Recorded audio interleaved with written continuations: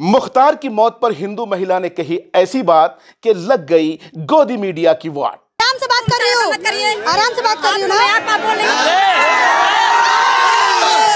मुख्तार अंसारी जिंदाबाद, जिंदाबाद, जिंदाबाद। दर्द बांटने पहुंचे ओवैसी, लेकिन कहां हैं राहुल, अखिलेश और मायावती? ऐसा क्या पूछ लिया जो गोदी मीडिया पर भड़क गई हिंदू महिला?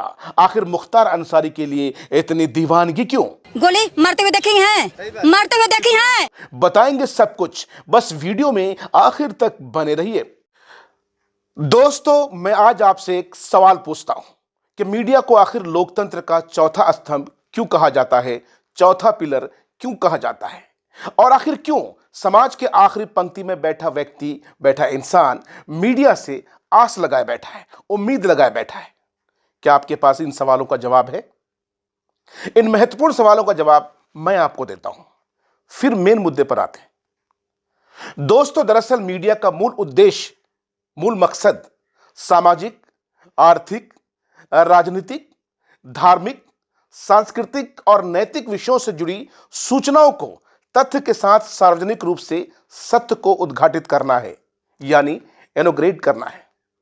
लेकिन अफसोस की बात यह है कि ये सारे उद्देश्य अब केवल भाषण देने और मीडिया पर लेख लिखने के लिए ही रह गए हैं, यहीं तक सीमित रह गए हैं। एक नजर इस वीडियो को देखिए। गोली मार दूं मैं आपको? गोली मारते हुए देखी हैं, मारते हुए देखी हैं। चिल्ला क्यों रही हो यार, चिल्ला क्यों रही हो? और तो तुम्हें चिल्लाओगे तुम? मुख्तार अंसारी जिंदाबाद, जिंदाबाद, जिंदाबाद। मुख्तार अंसारी को लेकर देश की मीडिया, विशेषकर गोदी मीडिया, वैसी ही छवि बनाई हुई है जो छवि अमेरिका और अफगानिस्तान के बीच चल रहे युद्ध के बीच तालिबान की बनाई गई थी। लेकिन क्या आज कोई मीडिया तालिबान को आतंकी संगठन कहने की जरूरत रखता है, हिम्मत रखता है? नहीं, हरगिज नहीं। क्योंकि कल तक जिन्हें दुनिया का सबसे खूंखार आतंकी गिरोह बताया जाता था, आज वो अफगानिस्तान की सत्ता पर काबिज है और भारत उसी सरकार के साथ व्यापारिक रिश्ते निभा रहा है। बिल्कुल सही सुन रहे हैं दोस्तों। कितने अफसोस की बात है कि मुख्तार अंसारी की मौत के बाद गोदी मीडिया डिबेट करा रही है। हालांकि हम उस भारत के वासी हैं जहां दुश्मन की मौत पर भी श्रद्धांजलि अर्पित की जाती है, खिराज अकीदत पेश की जाती है, उनके लिए दुआ की जाती है। लेकिन वो तो 5 बार के विधायक थे। उनके आबो अजदाद ने तो देश की आजादी के लिए अपनी जानें गंवाई थी। लेकिन उनके मौत के बाद गोदी मीडिया उन्हें इस तरह से क्यों पेश कर रही है? अब देखिए किस तरह एक हिंदू बहन मुख्तार अंसारी को लेकर बेबाकी से अपनी बात रख रही है। उनको माफिया कौन बनाया है? उनके खानदान बनाया है, उनके कर्मों ने नहीं बनाया। जिला के लोग बनाए हैं, कर्मों ने नहीं बनाया। कर्मों ने क्या किया है? कृष्णानंद राय आप देखी हैं? सुनी नहीं हूँ। आप कान आंख से देखी हैं? हो सकता है मुख्तार अंसारी कुछ लोगों के लिए बुरा हो, लेकिन वो ज्यादातर लोगों के लिए अच्छे थे। ये मैं नहीं कहता। ये तमाम तर चीजें जो आती हैं सोशल मीडिया के जरिए वो ये बयां कर रही हैं, क्योंकि गोदी मीडिया तो सच्चाई नहीं दिखा रही है, वो तो वही दिखा रही है जो उनको देखने के लिए उनके आकाओं ने कहा है। दोस्तों, मुख्तार अंसारी के लिए इंसाफ का तराजू बराबर था। वो जितनी मदद मुसलमान की करते थे, उतनी ही मदद हिंदू की करते थे। मुख्तार गरीबों के मसीहा थे।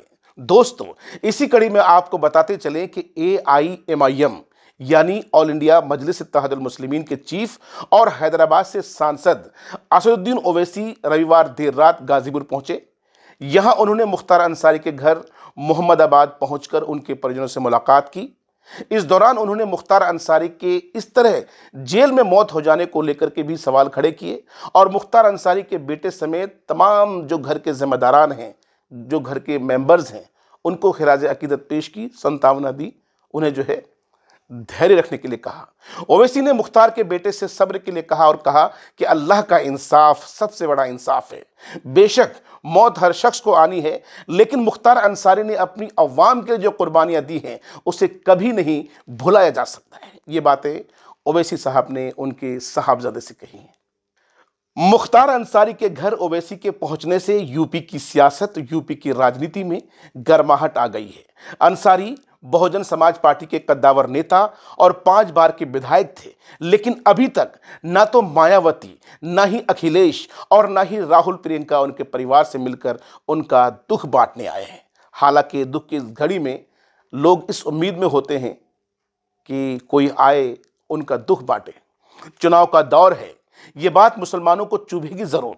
इस पूरे मामले को लेकर आप क्या कहते हैं, कमेंट बॉक्स में अपनी राय जरूर दीजिएगा।